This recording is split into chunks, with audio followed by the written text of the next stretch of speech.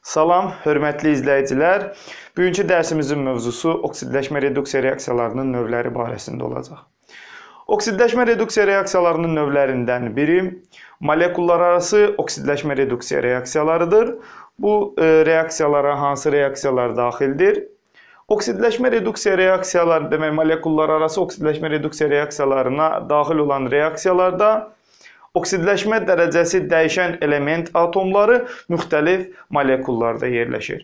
Misal üçün, bir reaksiyanı misal göstərək. Mis oksid plus ammoniak. Burada alınır mis, azot və su.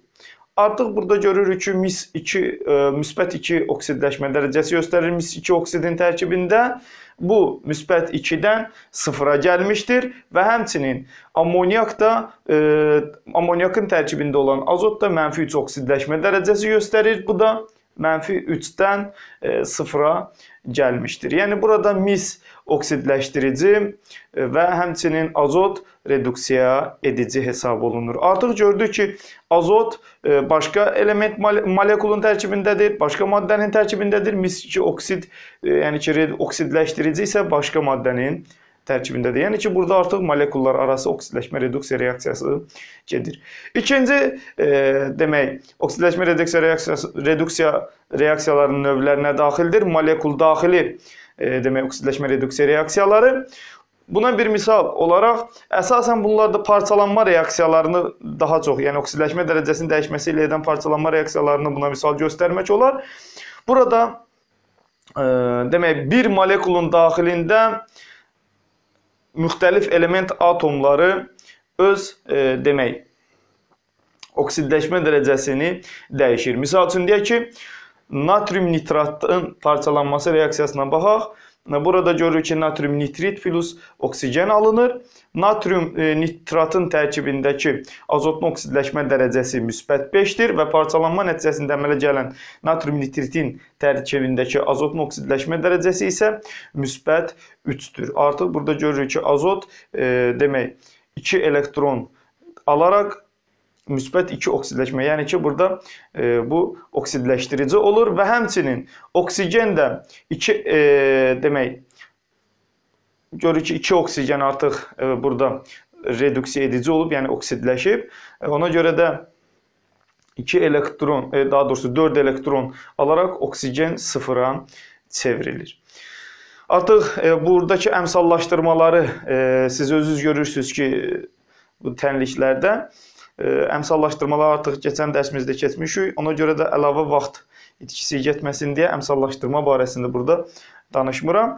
Və həmçinin üçüncü növ olan oksidləşmə reduksiya reaksiyalarına üçüncü növü disproporsiyalaşma, yəni öz-özünə oksidləşmə reduksiya reaksiyaları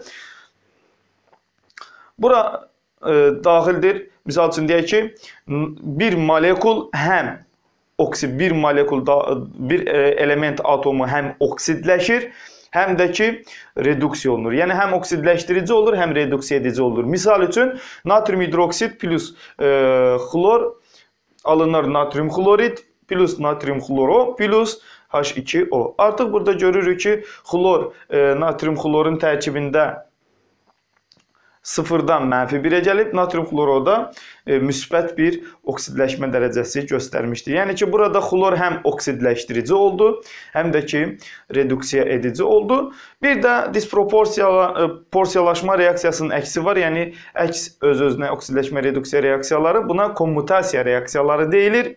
Dördüncü növdür bu da. Misal üçün, hidrogen xlorid plus, yəni,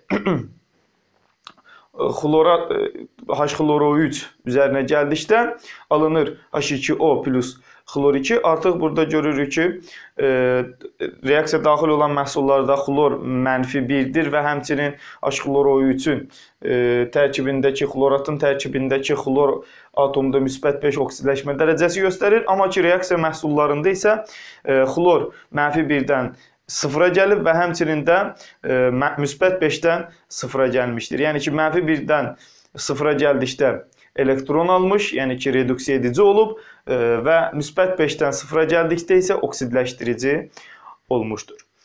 Bugünkü dərsimizin mövzusu bu qədər. Gələn videomuzda görüşənədək.